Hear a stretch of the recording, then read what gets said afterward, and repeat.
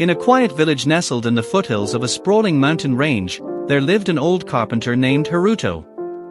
For decades, Haruto had been known for his exceptional craftsmanship. From intricately carved doors to sturdy bridges, his work was scattered across the village, admired for its beauty and utility. But as the years passed, Haruto's hands, once steady and strong, began to tremble with age. He decided it was time to retire. Haruto announced his retirement to the villagers, who gathered to bid him farewell.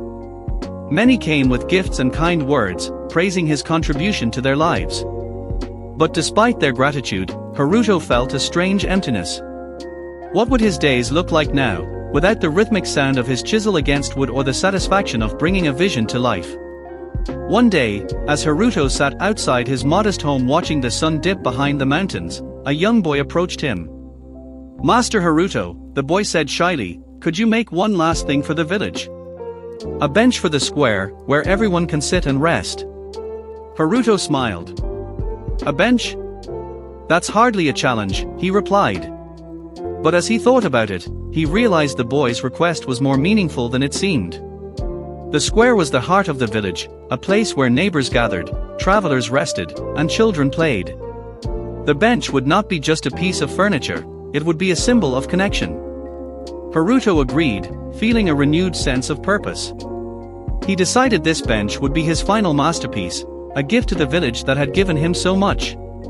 Haruto selected the finest wood from a cedar tree he had planted decades ago. As he worked, his tools seemed to move with a life of their own, guided by his years of experience.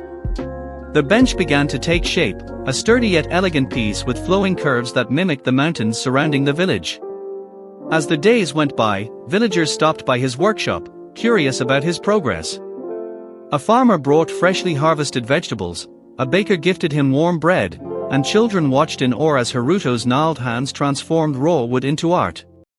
Each visitor shared a story or a memory connected to his earlier works, and Haruto realized how deeply his craft had touched their lives. One evening, a widow came to see him. She placed a small, worn-out chair by his side. "You made this for my husband when we married," she said, her voice tinged with nostalgia. "It's still the most treasured thing in my home." Haruto was moved. His work had never been about fame or fortune. It had been about building, about giving, about creating something meaningful. When the bench was finally complete, Haruto and the villagers carried it to the square. The entire village gathered to see the unveiling. The bench was placed beneath an old oak tree, its polished surface gleaming in the morning sun. It was beautiful, a perfect blend of functionality and art, with intricate carvings of birds and flowers symbolizing harmony and unity. For the first time in years, Haruto felt a deep sense of contentment. As people sat on the bench, chatting and laughing, he realized he hadn't just built an object, he had created a space for connection and belonging. In the weeks that followed, the bench became a beloved part of the village. Children climbed on it, elders rested on it, and travelers marveled at its craftsmanship. Haruto would often visit the square, sitting quietly nearby and watching the life it brought to the community. One day, the young boy who had first requested the bench asked Haruto, "Why did you make it so beautiful when a plain bench would have worked just fine?"